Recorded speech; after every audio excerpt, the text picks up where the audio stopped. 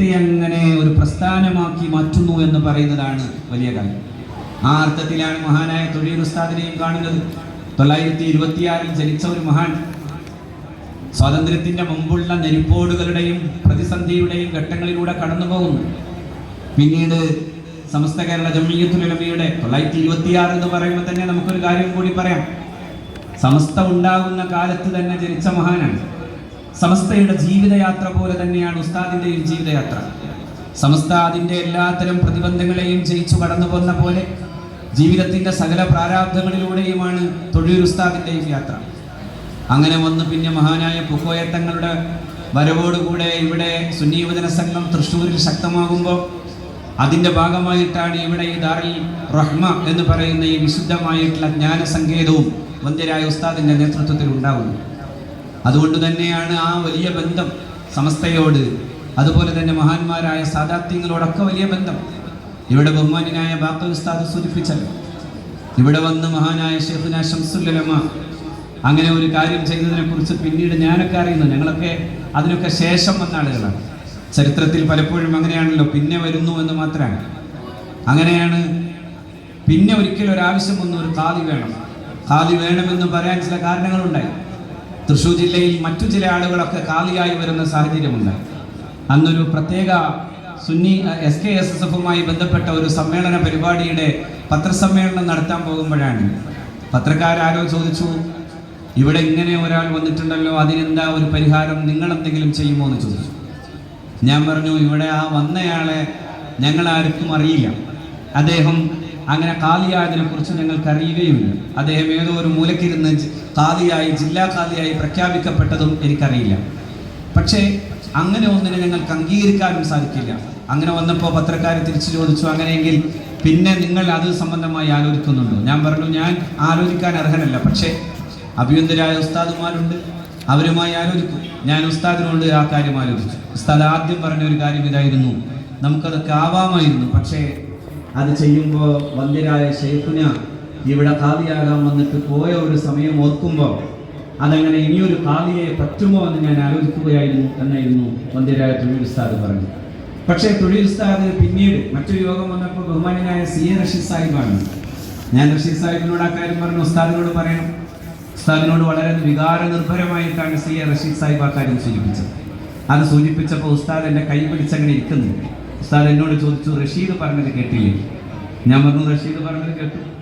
എന്നാൽ പിന്നെ നമ്മളിനി എന്ത് ചെയ്യണം? ഞാൻ പറഞ്ഞു, എന്നാൽ ഒരു കാര്യം ചെയ്യാം, ഖാദി വേണമെന്ന് നമുക്ക് അങ്ങ് തീരുമാനിക്കാം, പിന്നെ ആലോചിക്കാം. ഖാദി വേണമെന്ന് തീരുമാനിച്ചു എന്ന് മാത്രമല്ല, ഖാദി ആരാകണമെന്ന് തീരുമാനിക്കാനും അത് സംബന്ധമായി ആലോചിക്കാനും നമുക്ക് നേരെ പാണക്കാട്ടേക്ക് പോകാം എന്നായിരുന്നു മഹാനായ ഉസ്താദ് എന്ന് പറഞ്ഞു. ഞങ്ങളന്ന് പാണക്കാട് പോയി. ഇവിടെയുള്ള പലർക്കും അത് ഓർമ്മയുണ്ടാവും. മഹാനായ സയ്യിദ് ഹൈദരലി ശിഹാബ് തങ്ങളെ കണ്ടു. ഹൈദരലി ശിഹാബ് തങ്ങൾ ഇവിടെ വന്ന് 140ഓളം വരുന്ന മഹല്ലുകളുടെ ഖാദി എന്ന നിലയിൽ ഓരോ മഹല്ലും അങ്ങനെ ഖാദി എന്ന് പറയുന്നത് എങ്ങനെയാകണം എന്ന് കൃത്യമായി നമ്മൾ പഠിപ്പിച്ചു കൊടുത്ത പ്രകാരം ആ മഹല്ലിന്റെ ഉത്തരവാദിത്തപ്പെട്ട ആളുകൾ വന്ന് ബൈഅത്ത് ചെയ്തുകൊണ്ടാണ് 140 പേർ, 140 മഹല്ലുകൾ, ഈ ജില്ലയിലെ 140 മഹല്ലുകൾ അങ്ങനെ മഹാനായ തങ്ങളെ ഖാദിയാണ്. തങ്ങളെ ഖാദിയാക്കാൻ ഏറ്റവും ആദ്യവും ഏറ്റവും ശക്തവുമായി പറഞ്ഞത് മഹാനായ ഉസ്താദ്. അത് പ്രകാരമാണ് അങ്ങനെ മഹാനായ സയ്യിദ് ഹൈദരലി ശിഹാബ് തങ്ങൾ ഖാദിയായി. പിന്നീട് മഹാനായ സയ്യിദ് സാദിഖ് അലി ശിഹാബ് തങ്ങൾ പിന്നീട് ഖാദിയായി. അത് ഏകദേശം എനിക്ക് തോന്നുന്നു 140-നപ്പുറം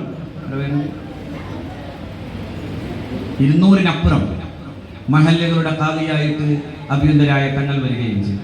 ഞാൻ പറയാൻ കാരണം അങ്ങനെ ഒരു അഭേദ്യമായ ബന്ധത്തിൻ്റെ, അതോടൊപ്പമുള്ള നിരന്തരമായ പ്രവർത്തനത്തിൻ്റെ, ആ പ്രവർത്തനങ്ങളുടെ ഒരു വല്ലാത്ത ആത്മാർത്ഥതയുടെ പേരാണ് മഹാനായ തൊഴിയൂർ ഉസ്താദ് എന്നതുകൊണ്ടാണ്. ഞാൻ ഹോസ്പിറ്റലിൽ കിടക്കുന്ന സമയത്ത് ഒരിക്കൽ പോയി കുറെ നേരം കൈ ഇങ്ങനെ പിടിച്ചിരുന്നിട്ട് ഇങ്ങനെ വിതുമ്പി കരഞ്ഞത് ഞാൻ ഓർക്കുന്നു. ഒന്നും പറഞ്ഞില്ല, പക്ഷേ എൻ്റെ കൈ ഇങ്ങനെ പിടിച്ചു കുറെ നേരം നിന്നു. മഹാനായ ശൈഖുന കരയുന്ന ഓർമ്മ ഞാൻ അപ്പോൾ ഇങ്ങനെ ഓർക്കാൻ. കാരണം എന്തൊക്കെയോ ഓർമ്മ പദങ്ങളിലൂടെ ഒരു ഘോഷയാത്ര നടന്നു പോകുന്ന പോലെ ആ സമയത്ത് കുറെ നേരം അങ്ങനെ ഞാനും നിർനിമേഷനായി നിറഞ്ഞ കണ്ണോടെ നിൽക്കുന്നൊരവസ്ഥ. ആ വലിയ മനുഷ്യന്റെ ജീവിതയാത്രയുടെ കാലങ്ങളുടെ ഘോഷയാത്രകൾ ആ സമയത്ത് ഇങ്ങനെ നടന്നു പോയിട്ടുണ്ടാകും എന്ന് ഞാൻ വിചാരിക്കുന്നു. ആ ഓർമ്മകളിലാണ് ഇപ്പോഴും നമ്മളുള്ളത്. ഈ ഓർമ്മകളുടെ പ്രധാനപ്പെട്ട കാരണം എന്താണ്? അവർ ജീവിച്ചു പോയത് ഇത്തരത്തിൽ അള്ളാഹുവിൻ്റെ പരിശുദ്ധ ദീനിനെയും അതിൻ്റെ വിശുദ്ധ രൂപമായ സുന്നത്തു ജമാഅത്തിനെയും അതിനെ പ്രാവർത്തികമാക്കിയിട്ടുള്ള സമസ്ത കേരള ജംഇയ്യത്തുൽ ഉലമയും അങ്ങനെ സേവിച്ചു വന്നതുകൊണ്ടാണ്. പരിശുദ്ധ ഖുർആൻ ഒരു കാര്യം പറഞ്ഞു തരുന്നു, അള്ളാഹു ചില ആളുകളെ പ്രത്യേകം ആദരിക്കും, അത് ഉലമാക്കളെയാണ്. അള്ളാഹു ആദരിച്ചു എന്ന് പറയുന്നതും തെരഞ്ഞെടുത്തു എന്ന് പറയുന്നതും എല്ലായിടത്തും ഖുർആൻ അങ്ങനെ ഒരു പ്രയോഗം നടത്തിയിട്ടില്ല. ഇസ്തഫ എന്ന പ്രയോഗം അള്ളാഹു നടത്തിയിട്ടുള്ളത് മഹാന്മാരായ പ്രവാചകന്മാരെ കുറിച്ച് പറഞ്ഞിട്ടുണ്ട്. ഇന്നല്ലാഹ ഇസ്തഫാ ആദമ വനൂഹൻ വആല ഇബ്രാഹിമ വആല ഇംറാന അലൽ ആലമീൻ. പരിശുദ്ധ ഖുർആൻ തന്നെ പറയുന്നു, ആദം അലൈഹിസ്സലാമിനെ, നൂഹ് നബി അലൈഹിസ്സലാമിനെ, മഹാനായ ഇബ്രാഹിം നബി അലൈഹിസ്സലാത്തു വസ്സലാമിന്റെ തിരുകുടുംബം, അങ്ങനെ പറഞ്ഞാൽ മാത്രം മതി, അത്രമേൽ വ്യാപകമാണ് അതിന്റെ അർത്ഥം. കാരണം ബനു ഇസ്രായീൽ എന്ന് പറയുന്ന ഒരു വലിയ സംഘം, ബനു ഇസ്മായിൽ എന്ന് പറയുന്നത് വലിയ സംഘമാകേണ്ടതില്ല, അതിലൊരാൾ ലോകം കണ്ട ഏറ്റവും വലിയ മനുഷ്യൻ മുഹമ്മദ് മുസ്തഫ സ്വല്ലല്ലാഹു അലൈഹി വസല്ലമയാണ്. രണ്ട് വലിയ ശിഖിരങ്ങളിലൂടെ രണ്ട് മഹാപ്രവാചകന്മാരുടെ സാംസ്കാരികമായിട്ടുള്ള യാത്രയുടെ അതിന്റെ പ്രപിതാമഹനായിട്ട് സയ്യിദുന ഇബ്രാഹിം അലൈഹിസ്സലാം. അതുകൊണ്ട് ആലു ഇബ്രാഹിം എന്ന് അല്ലാഹു പറഞ്ഞു. ആലു ഇമ്രാൻ മഹാനായ സയ്യിദുന ഈസാ അലൈഹിസ്സലാമിലേക്കും ചെല്ലുന്നതാണത്. അങ്ങനെ സകല പ്രവാചകന്മാരെയും കുറിച്ച് പറഞ്ഞപ്പോൾ ഖുർആൻ പറഞ്ഞു ഇസ്തഫ, അല്ലാഹു തിരഞ്ഞെടുത്തതാണ്. മറിയം റളിയല്ലാഹു തആല അൻഹയെ കുറിച്ച് പറഞ്ഞപ്പോഴും അല്ലാഹു പറഞ്ഞു ഇസ്തഫ, ഇന്നല്ലാഹ ഇസ്തഫാകി വതഹറകി വസ്തഫാകി അലാ നിസാഇൽ ആലമീൻ. ഏ മറിയം, അല്ലാഹു നിന്നെ തിരഞ്ഞെടുത്തു, നിന്നെ ശുദ്ധീകരിച്ചു, നിന്നെ ഭൂമിയിലെ എല്ലാ സ്ത്രീകളെക്കാളും ഏറ്റവും ശ്രേഷ്ഠവതിയായി അല്ലാഹു തിരഞ്ഞെടുക്കുകയും ചെയ്തു എന്ന് വിശുദ്ധ ഖുർആൻ പറഞ്ഞു. അവിടെ ഉപയോഗിച്ച അതേ പ്രയോഗം കൊണ്ട് പിന്നെ പടച്ചറബ് ഉപയോഗിച്ചത്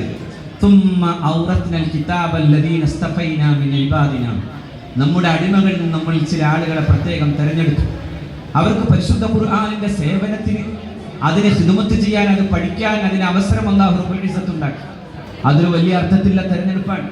എന്നിട്ട് അല്ലാഹു പറഞ്ഞു ഫമിൻഹും ളാലിമുൻ ലിനഫ്സി വമിൻഹും മുഖ്തസിദുൻ വമിൻഹും സാബിഖുൻ ബിൽ ഖൈറാത്തി ബിഇദ്നില്ലാഹ്. അല്ലാഹുവിന്റെ പ്രത്യേകമായ അനുവാദം കിട്ടിയ, പ്രത്യേകമായിട്ടുള്ള അതിന്റെ തെരഞ്ഞെടുപ്പ് കിട്ടിയ ഈ വിഭാഗത്തിലെ 3 വിഭാഗം ആളുകളെ അല്ലാഹു പറഞ്ഞു. ഒന്ന് ഫമിൻഹും ളാലിമുൻ ലിനഫ്സി, ചിലപ്പോൾ അവനവന്റെ ആത്മാവിനോട് തെറ്റ് ചെയ്ത ആളുകൾ. വമിൻഹും മുഖ്തസിദുൻ, ചിലർ കുറച്ചുകൂടി സാമാന്യേന പരിശുദ്ധ ദീനിന്റെ മാർഗത്തിൽ അങ്ങനെ ഈ ഖുർആനിക സേവനവുമായി മുന്നോട്ട് പോയത്. വമിൻഹും സാബിഖുൻ ബിൽ ഖൈറാത്തി ബിഇദ്നില്ലാഹ്, എന്നാൽ അല്ലാഹുവിന്റെ പ്രത്യേക അനുവാദ പ്രകാരം അങ്ങനെ ഈ പരിശുദ്ധ ദീനിന്റെ മാർഗത്തിൽ സജീവമായി ത്യാഗം ചെയ്തവർ. അങ്ങനെ സജീവമായി ത്യാഗം ചെയ്ത കുറച്ചാളുകൾ, അങ്ങനെയുള്ള കുറച്ചാളുകളെ എപ്പോഴും ഇങ്ങനെ ചരിത്രം ഓർത്തുകൊണ്ടേയിരിക്കും. തൊഴിയൂർ ഉസ്താദ് അങ്ങനെ സജീവമായി അങ്ങനെ ഈ ദീനിനു വേണ്ടി വല്ലാതെ സേവനം ചെയ്ത മഹാനാണ്. ഒരുപാട് ഈ ദീനിന്റെ മാർഗത്തിലും ഇതുപോലെയുള്ള പ്രവർത്തനങ്ങൾക്കും വേണ്ടി ഒരുപാട് അധ്വാനിച്ചു, ഒരുപാട് ത്യാഗം ചെയ്തു. എന്നാൽ അത് സ്വന്തം ജീവിതത്തിൽ അതിന്റെ എന്തെങ്കിലും തരത്തിലുള്ള ഒരു ഗുണഫലം എടുക്കാതെ, ഏതെങ്കിലും തരത്തിൽ അതിന്റെ ലാഭം എടുക്കാതെ, ഇവിടെയൊക്കെ ഞാൻ ചെക്കുവാജി പറയുന്നത് കേട്ടിട്ടുണ്ട്, അഭിനന്ദനായ ചെക്കുവാജി. ഞാൻ ഉസ്താദിനെ ഓർക്കുമ്പോൾ ചെക്കുവാജിനെ ഓർക്കാതിരിക്കാൻ വയ്യ. അല്ലാഹു റബ്ബുൽ ഇസ്സത്ത് ഇരുവർക്കും അല്ലാഹു സ്വർഗ്ഗത്തിൽ വലിയ പദവികൾ നൽകട്ടെ.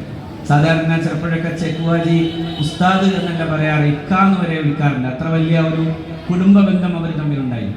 ആ കുടുംബ ബന്ധത്തിന്റെ അടിസ്ഥാനത്തിൽ അദ്ദേഹം ചർച്ച ചെയ്യുമ്പോൾ പറയാറുണ്ട്, ഇവിടെ ഇതിന്റെ ജനറൽ സെക്രട്ടറി ആയിരിക്കുമ്പോൾ തന്നെ ഇതിന്റെ അധ്യാപകനും കൂടിയായിട്ട് അതിന്റെ ശമ്പളം പറ്റുന്നതുമായൊക്കെ ബന്ധപ്പെട്ടുകൊണ്ടുള്ള ഉസ്താദിന്റെ തീരുമാനങ്ങൾ, ഉസ്താദിന്റെ ദേഷ്യം, അങ്ങനെ എങ്ങാനും കുറച്ചെന്തെങ്കിലും ആനുകൂല്യം തരണമെന്ന് കമ്മിറ്റി പറഞ്ഞാൽ അതിനു നേരെയുള്ള ദേഷ്യം, ആ അർത്ഥത്തിൽ ഈ പ്രസ്ഥാനത്തിന്റെയും ഈ മഹത്തായ മുന്തിരായ ഉസ്താദ് MT അബ്ദുള്ള മുസ്ലിയാർ, സമസ്ത കേരള ജംഇയ്യത്തുൽ ഉലമയുടെ വിദ്യാഭ്യാസ ബോർഡിന്റെ അഭിനന്ദനായിട്ടുള്ള ജനറൽ സെക്രട്ടറി ഉസ്താദ് നമ്മുടെ ഈ സദസ്സിലേക്ക് വരുന്നു.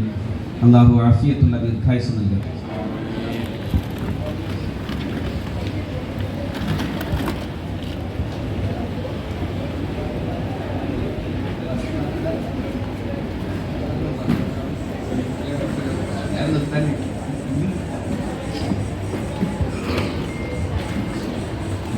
അങ്ങനെ ഓരോ പ്രവർത്തനങ്ങളിലും ആ കണ്ട നിസ്വാർത്ഥത, നിഷ്കാമ കർമ്മിത്വം എന്നൊക്കെ പറയുന്ന ഈ മലയാള പദങ്ങളെ ഏറ്റവും മനോഹരമായി പറയാൻ വന്ദരായ ഉസ്താദിന്റെ ജീവിതത്തിലേക്ക് നോക്കിയാൽ നമുക്ക് കാണാം. അതാണ് പരിശുദ്ധ ഖുർആൻ പറഞ്ഞ സാബിഖുൻ ബിൽ ഖൈറാത്ത്, അല്ലാഹുവിന്റെ പരിശുദ്ധ ദീനിനു വേണ്ടി നിരന്തരമായി ഓടിയവർ. അതുകൊണ്ടാണ് ഖുർആൻ ഈ പ്രയോഗം 3 നടത്തുമ്പോൾ മഹാനായ ഇമാം ഖുർത്തുബിയെ പോലെയുള്ള റഹ്മഹുല്ലാഹ് വലിയ മുഫസ്സിറുകൾ പറയുന്ന ചില ഹദീസുകളുണ്ട്. അഷ്റഫുൽ ഖൽഖ് സല്ലല്ലാഹു അലൈഹി വസല്ലമയെ നബി സല്ലല്ലാഹു അലൈഹി വസല്ലമ തങ്ങൾ പറയുന്നതായി കാണാനാവും. അതായത് ഒന്നാമത്തെ ആൾ ലാലിമുൽ ലിനഫ്സ് എന്ന് ഖുർആൻ പറഞ്ഞുകൊടുത്തു. അവിടെ മഗ്ഫൂറുൽ ലഹു എന്നാണ് നബി സല്ലല്ലാഹു അലൈഹി വസല്ലം പറഞ്ഞതായി ഹദീസ് ഉദ്ധരിക്കുന്നത്. മഗ്ഫൂറുൽ ലഹു, അയാൾ പൊറുക്കപ്പെട്ടയാളാണ്. മുഖ്തസിബുൻ, എന്നാൽ സാമാന്യന് അല്ലാഹുവിന്റെ ദീനിന്റെ മാർഗത്തിൽ അങ്ങനെ പ്രവർത്തിച്ചയാളോ നാജിൻ, അയാൾ രക്ഷപ്പെട്ടയാളാണ്.